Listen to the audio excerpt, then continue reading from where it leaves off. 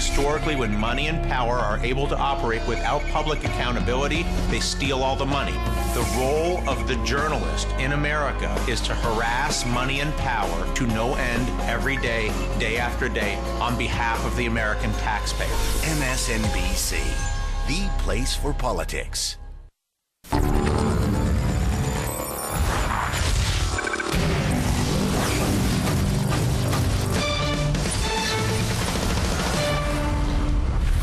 The United Health Group, one of the largest health insurance companies in the country, says it is extremely neutral in the current debate over reform. But last week it provided Politico.com with the talking points it gives its own employees for attending protests and town halls.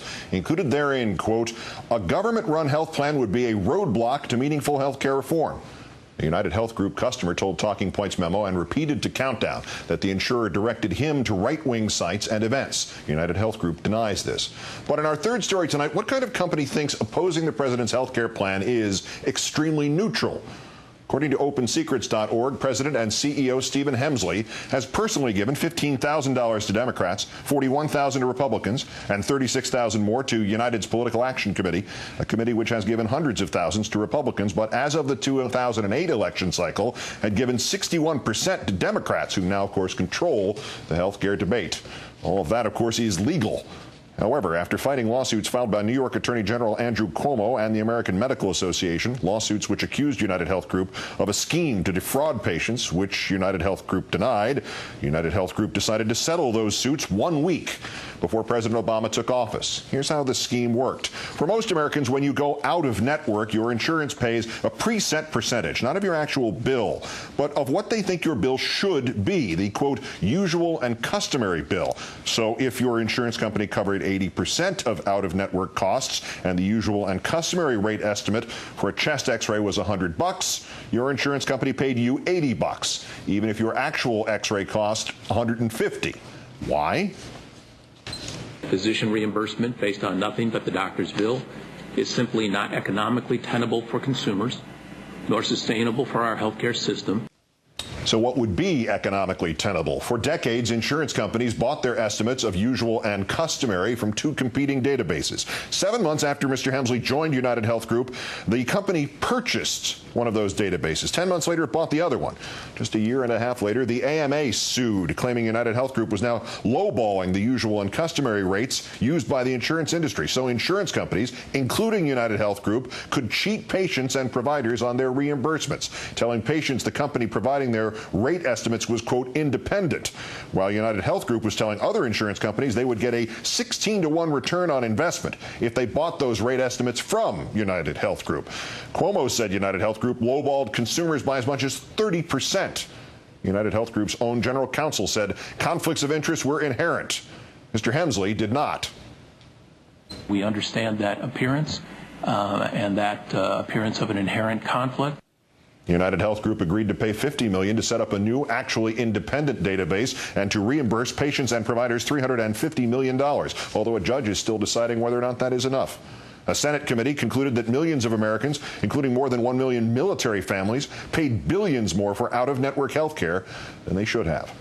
Republicans like to quote the Lewin Group's claim that more than 100 million Americans would ditch employer health plans for a public option. House Whip Eric Cantor, Orrin Hatch of Senate Finance. They have called Lewin nonpartisan. But the Lewin Group, too, is owned by United Health Group, which has given thousands to Hatch and Cantor in just the past 2 years. Before United Health Group, Hemsley spent 23 years at Arthur Andersen Accounting, serving as chief financial officer from fall of 1995 until he left in 97. For services overlapping that period, Arthur Andersen Accounting became embroiled in several scandals, sued for fraud over its accounting for Waste Management Incorporated, denied wrongdoing, settled for $95 million, sued over Sunbeam Accounting, denied wrongdoing, settled for $180 million, fined more than $7 million, sued over the Baptist Foundation of Arizona. These investors, many of whom are elderly, trusted the misleading financial statements audited by Andersen. That from the then Arizona Attorney General Janet Napolitano. Denied wrongdoing, settled for $217 million. And Enron, where Arthur Andersen Accounting was both auditor and consultant. By the time both companies came down, Mr. Hemsley was gone. In 1999, Mr. Hemsley negotiated a new deal as United Health Group president. United Health Group's compensation committee gave him stock options, backdated stock options, meaning they were backdated to when the stock was low, so they were worth more money the second he got them.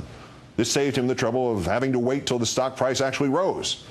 2 years later, after Hemsley hired the chairman of United Health Group's compensation committee as a personal money manager, United Health Group investors were still being told the compensation committee was, quote, independent. Both United Health Group's auditor and consultant to the compensation committee, Arthur Anderson Accounting. When the Wall Street Journal revealed the backdating, the investors sued. United Health Group got rid of its CEO at the time. It replaced him with the man who received the second most valuable package of backdated options, Hemsley, who said he knew nothing about the backdating. Investors sued again, claiming Hemsley had signed off on those options.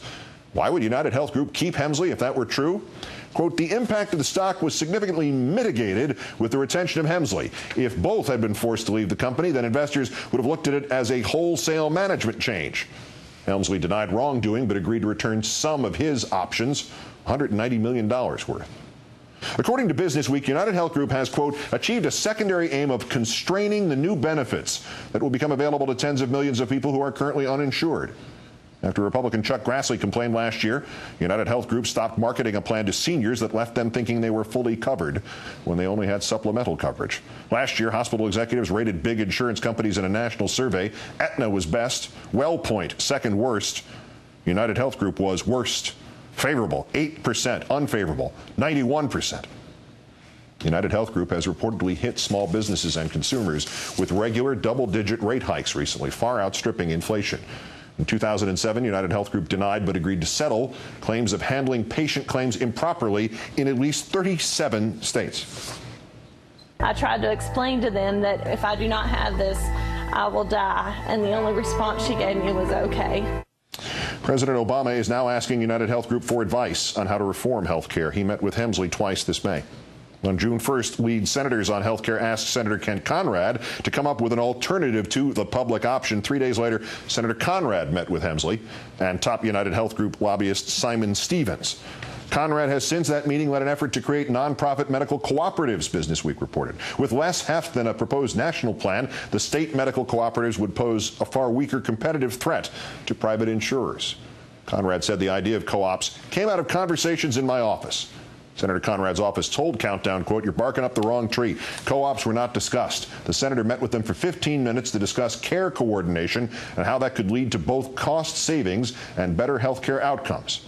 Investment News reports a public option would benefit insurers who can handle the cost of care coordination. Only the largest insurers, such as Aetna, WellPoint, and United Health Group, could do that. Late this spring on the Finance Committee, which Conrad sits, it was reportedly planning to have you pick up 24% of your medical bills on top of your premiums. But then, quote, Stevens and his United Healthcare colleagues urged a more industry-friendly ratio.